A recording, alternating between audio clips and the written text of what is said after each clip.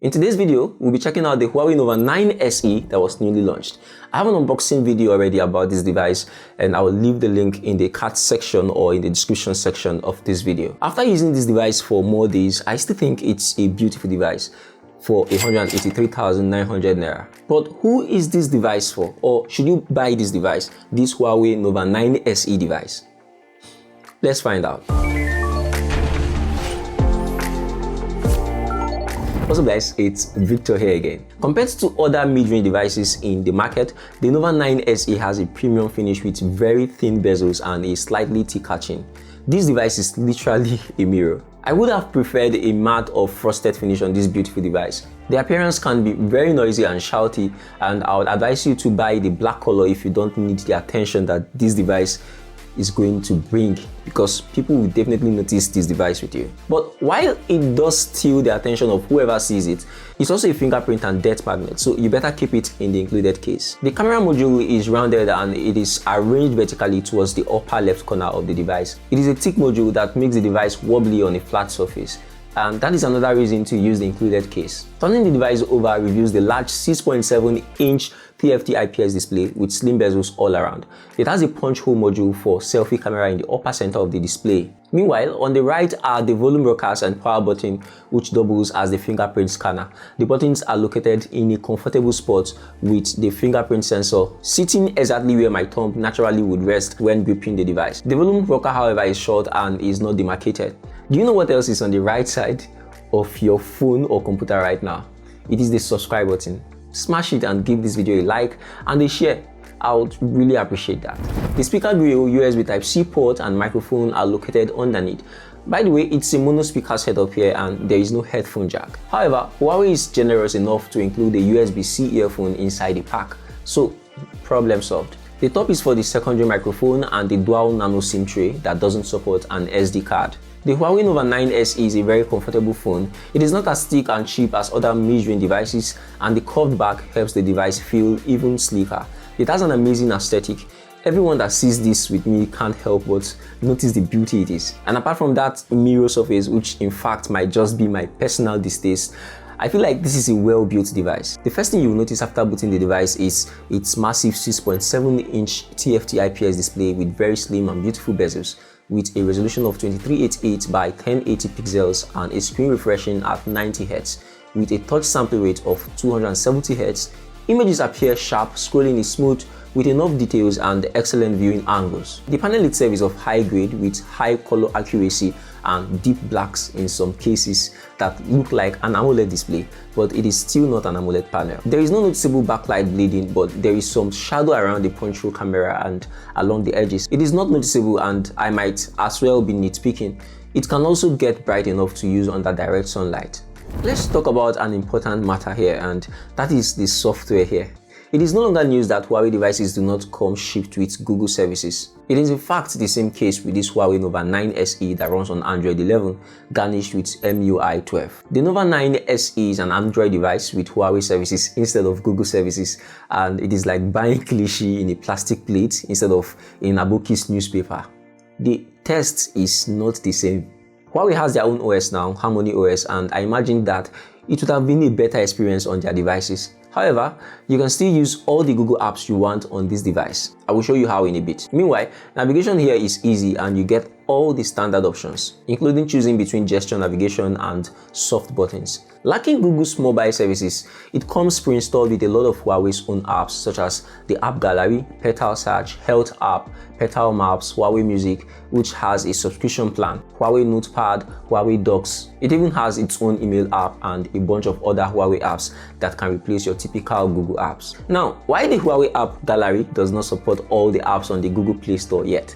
Huawei's App Gallery has most of the apps that I use on a daily basis. It has most Nigerian bank apps, and side-loading apps that aren't there yet is an easy task thanks to Petal Search. I was even able to install Apple Music here. If, however, you must use Google apps like YouTube, Gmail, and YouTube Music, you may want to follow these 3 easy steps. Step 1. Download and install the G-Space app from the Huawei App Gallery. Step 2. Search and install any app that is on the Google Play Store. Step 3. Press and hold the apps you installed in GSpace and create a shortcut so that they appear on the phone's home screen and you can access them easily rather than opening the GSpace app every time you want to use the apps. So it is that easy to use any Google apps on a Huawei device like the Nova 9 SE. This video is sponsored by Brit. Brit is an OTC cryptocurrency exchange app that allows users and businesses to immediately convert their cryptocurrency to cash in less than 5 minutes. Brit saves you the stress of volatility or complexity when receiving crypto payments. Brit is easy to use, fast, secure, and stress-free. Click the link in the description to register and get free 100 reward points immediately.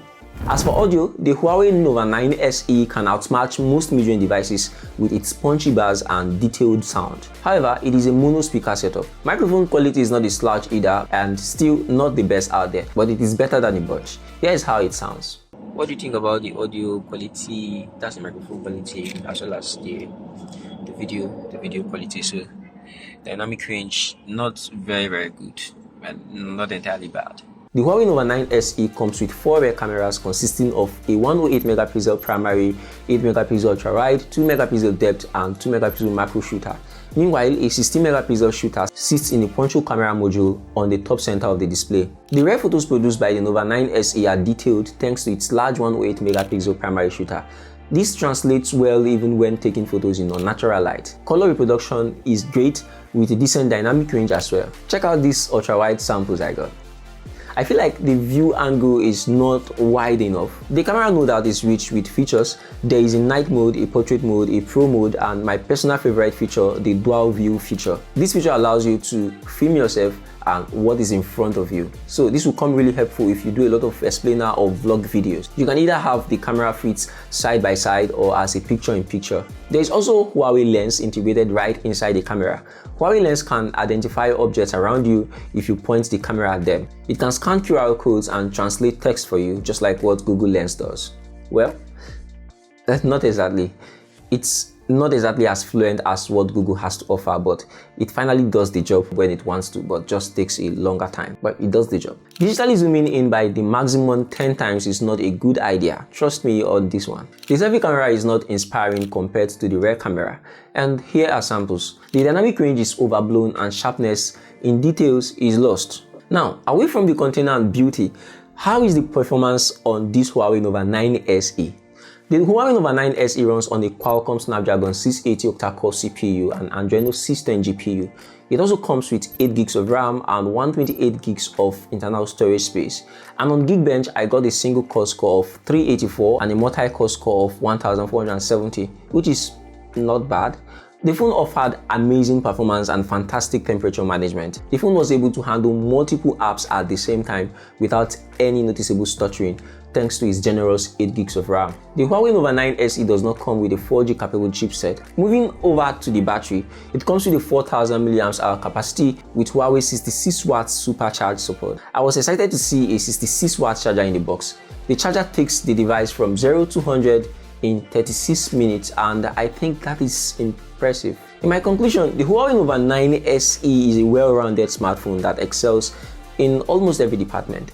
It boasts an incredible IPS display, a good mid-range processor, decent cameras, a respectable battery life, and of course, a 66 watt fast charger right out of the box. All of its benefits are amplified by its reasonable price of 183,900 naira, that's about $360. The lack of Google mobile services is a significant factor that might deter users. While most Google apps, including YouTube and Gmail, may be accessed via the method I previously described, Huawei App Gallery does not contain all of the apps accessible on the Google Play Store. To use Facebook and Reddit, for example, you would need to get their APKs from somewhere else. You still require the assistance of third-party app stores. With that said, the App Gallery now has the majority of the apps I use, such as Telegram, and the library is continually growing. If you like Huawei's MUI and don't mind the effort of sideloading a few apps, the Huawei Nova 9 SE is an easy phone to suggest to folks looking for a strong, capable smartphone today.